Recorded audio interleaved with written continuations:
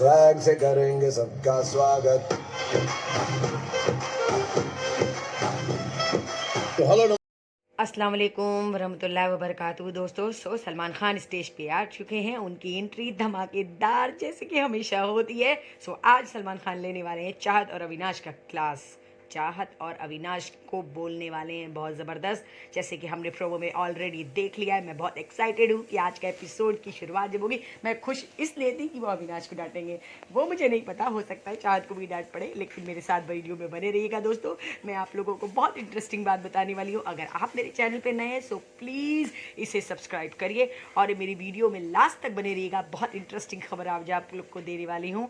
Like comment और share ज़रूर करिएगा। सलमान खान ने जब एंट्री की घर के अंदर तो सबसे पहले उन्होंने बात की ईडन और यामिनी से, वाइल्ड कार्ड से, और उन्होंने उनको एक साउंड सुनाया और उस साउंड पे उन्होंने कहा कि वो किसको करती हैं जज। लेकिन मुझे बहुत ज़्यादा गुस्सा ईडन के ऊपर आ रहा है। सच में मेरा बस चलता है तो ना मैं एपिसोड के अंदर घुस करके उसको मारती जापड़ से। एक तो 80 किलो की मोटी भैंस, इसको ले करके करण 5 घंटा टहल रहा था कमबख्त, और आज सलमान खान ने जब उसको कुत्ते की आवाज़ सुनाई तो उन्होंने करण के ऊपर पॉइंट किया। मेरे तो एकदम आग लग गई थी, मेरा तो बस चल रहा था मैं क्या कर डालूं कि वो कुत्ता दिख रहा है तुमको। भाई तुम्हारे जैसा मतलब परस्त इंसान तो मैंने देखा नहीं। यामिनी को सुनाया उन्होंने बैलून की आवाज़, जिसमें उन्होंने कहा कि रजत है। फ़िलहाल मुझे भी ऐसा लगता है खाली फूले हुए रहते हैं, उनके अंदर कुछ है नहीं, उनकी हवा निकल जाती है। फ़िलहाल विवान को उन्होंने जो बादल गरजते हैं वो बरसते नहीं, फ़िलहाल मुझे भी ऐसा लगता है, क्योंकि विवान जिस तरीके से उनका साउंड डोमिनेटिंग है, जिस तरीके से वो भारी भरकम है, वैसे वो बरसते नहीं जैसा उनको बरसना चाहिए। लेकिन मज़ा तो तब आया कि बाहर की का मैसेज आया ईशा के लिए और ईशा को इस तरीके से एक्सपोज किया कि मैं तो एकदम खुश हो गई थी। 2-4 मैसेज और ईशा के ऊपर चिपकाना चाहिए भाई, इसका दिमाग बहुत अर्श मोहल्ला पे है। इसको लग रहा है कि इसके अलावा कोई गेम में है ही नहीं। लेकिन हाँ, चुम के लिए जो बाहर से मैसेज आया मुझे बिल्कुल भी इसलिए नहीं अच्छा लगा कि भाई चुम ने कभी किसी की दोस्ती पे पॉइंट किया ही नहीं। शायद वो कोई और ही बिग बॉस देख रही हैं जो बाहर की हैं। मैडम आपने जो क्वेश्चन किया चुम से बकवास, लेकिन हाँ सबसे ज़्यादा मुझे खुशी हुई कि जो सबसे पहला मैच ईशा के लिए आया था उसमें करण की तारीफ़ हुई। मैं बहुत खुश थी।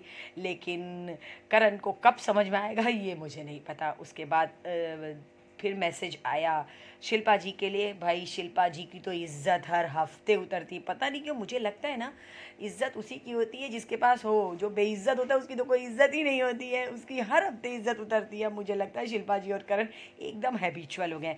फ़िलहाल श्रुतिका के लिए जो सवाल आया कि दोस्ती के लिए, पर भाई मुझे नहीं समझ में आया आपका सवाल और मुझे नहीं समझ में आया श्रुतिका का जवाब। पता नहीं किस तरीके के लोगों से सवाल पूछे। भाई हम लोग बाहर बैठे हैं, हम लोगों से सवाल पूछो, हम लोग पूछेंगे तगड़े तगड़े क्वेश्चंस।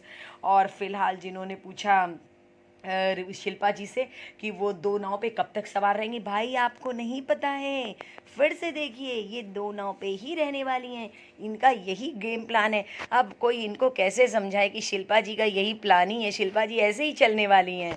शिल्पा जी कभी भी किसी भी बात का जवाब क्लियर नहीं देंगी, बेकार हम लोग अपना भी टाइम वेस्ट कर रहे हैं। दिग्विजय के लिए, दिग्विजय से ये पूछा कि एक कॉफ़ी के लिए तुम अपनी दोस्ती को पॉइंट कर रहे हो, अपनी दोस्ती को क्लियर करने हो। फिलहाल भाई आपका ये सवाल मुझे बिल्कुल भी पसंद नहीं आया, एकदम बकवास था। आपको गेम के रिगार्डिंग कोई बात पूछनी चाहिए। फिलहाल इन लोगों की दोस्ती तो कहीं थी ही नहीं। फर्स्ट एपिसोड थे, पता नहीं कौन वाला बिग बॉस आप देख रहे हैं।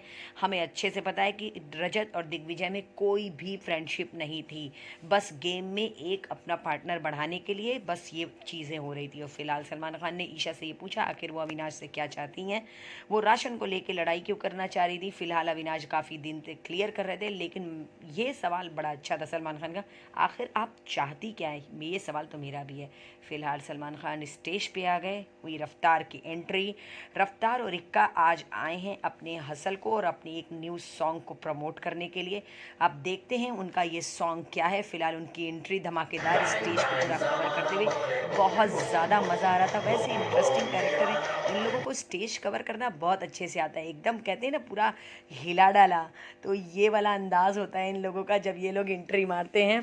तो मुझे तो लग रहा था कि मतलब कि होंगे कुछ वैसे टाइप, मतलब कहते हैं ना कुछ लोग स्टेज पे आते हैं तो खूब उस तरीके से बातें करते हैं एकदम, मतलब कैसे बताऊं, मतलब एक एक अजीब सा अंदाज होता है ना, बहुत भौकाल टाइप वाला। लेकिन पता है खुशी तब हुई कि इन लोगों का पहनावा जैसा भी हो, गेटअप जैसा भी हो, जैसे भी हो मुझे नहीं पता, लेकिन ये लोग बहुत डाउन टू अर्थ थे। सलमान खान से जब मिले तो बहुत ज़्यादा इतने शांत, इतने शांत कि मतलब ये नहीं कि हम बहुत बड़े कुछ है, लेकिन खैर सलमान खान के आगे तो सब बच्चे हैं। फ़िलहाल सलमान खान के अंदर सिंसेरिटी अब दिखती है, पहले उनके अंदर थोड़ा सा वो दिखता था, लेकिन अब उनके अंदर सिंसेरिटी दिखती है। फिलहाल इनके सामने ये लोग इस तरीके से खड़े थे, बहुत ज़्यादा अच्छा लग रहा था। और फिलहाल इन लोगों को स्टेज पे बोलना, स्टेज कवर करना बहुत अच्छा आता है, लेकिन इतने डाउन टू अर्थ बात करेंगे ये मैंने सोचा भी नहीं था। फिलहाल ये लोग सलमान खान से इजाज़त लेके पहुँचे घर के अंदर। सो फिलहाल इन लोग की एंट्री जब घर के अंदर हुई, फिलहाल कल का जब सेटअप मैंने देखा था ना, मुझे तभी ऐसा लगा कहीं ऐसा तो नहीं कि रोहित शेट्टी आने वाले हैं, खतरों के खिलाड़ी टाइप कुछ स्टेज लग रहा है भाई। मैंने नहीं सोचा था कि MTV हसल्स से लोग आएंगे। तो फिलहाल जब उन लोगों की यहाँ पे एंट्री, वो लोग निकल चुके हैं घर के लिए, तब तक सलमान खान लेकर के आए एक टास्क। जो टास्क ये था कि कौन है किसका साइड किक। फिलहाल कौन किसका साइड किक है ये तो हमें नहीं पता, लेकिन हम सब जानते हैं एज ए व्यूअर अविनाश हैं विवान की साइड किक। लेकिन पता नहीं क्यों दिग्विजय को पॉइंट किया जा रहा है। कहते हैं ना, जो गेहूं के साथ घुन भी पिसाता है। अब भाई करण दिग्विजय के साथ रह रहे हैं, अरे दिग्विजय करण के साथ रह रहे हैं, तो भाई क्यों नहीं पिसेंगे। लेकिन कहते हैं ना, दिग्विजय जो है बहुत रियलिटी शोज़ करके आए हुए हैं, तो बहुत सपोर्टिव है। मतलब वो गेम को गेम की तरह लेते हैं, क्योंकि वो स्प्लिट वेला और रोडीज खेल के आए हुए हैं। तो यहाँ पर जो टास्क हुआ, इसके अंदर सब लोग दिखा रहे थे कौन किसका साइड की है। सबसे ज़्यादा वोट मिला दिग्विजय को, और मेरे ख्याल से 2-3 मिला बस अविनाश को। लेकिन अविनाश एकदम हाइपर हो गए, क्योंकि जब चाहत की बारी आई, क्योंकि चाहत से उनका वैसे भी 36 का आंकड़ा है, और चाहत ने कुछ अपना गुस्सा दिखाया भी था, ये तो हमने भी एपिसोड में देखा।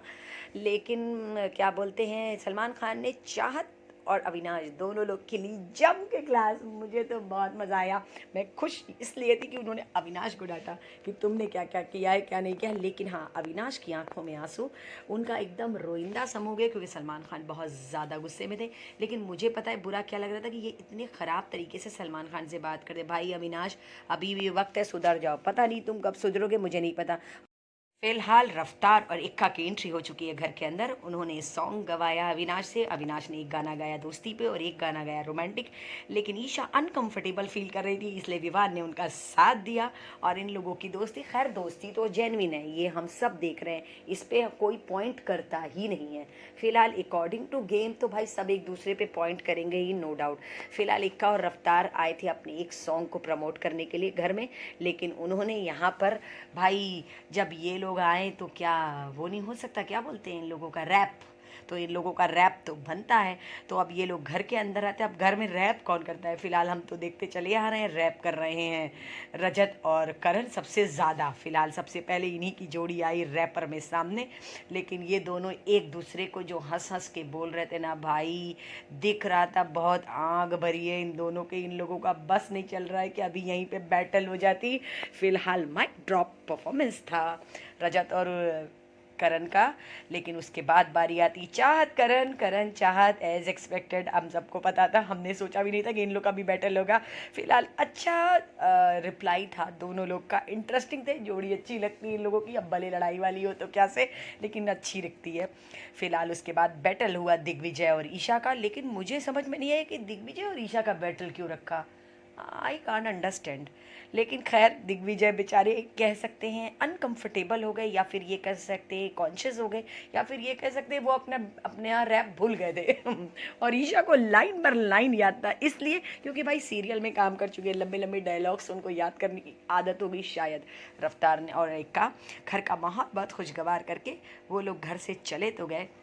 लेकिन सलमान खान जब स्टेज पे वापस आए तो कृष्णा आ चुके थे। ओ माय गॉड, कृष्णा की एंट्री होते ही हंसी अपने आप आने लगती, चाहे वो कुछ करे चाहे ना करे। कृष्णा चीज़ ही ऐसी है। और कृष्णा को देख के जब सलमान खान हंसते हैं तो उनकी हंसी बिल्कुल भी नहीं रुकती है। हम तो सोचते अब वो नॉर्मल हो, लेकिन सच बताऊँ बड़ा मज़ा आता है। मैं तो सोचती हूँ ना, एक एपिसोड रवि किशन की जगह पे कृष्णा सुदेश का होना चाहिए था, वो बेस्ट होता है।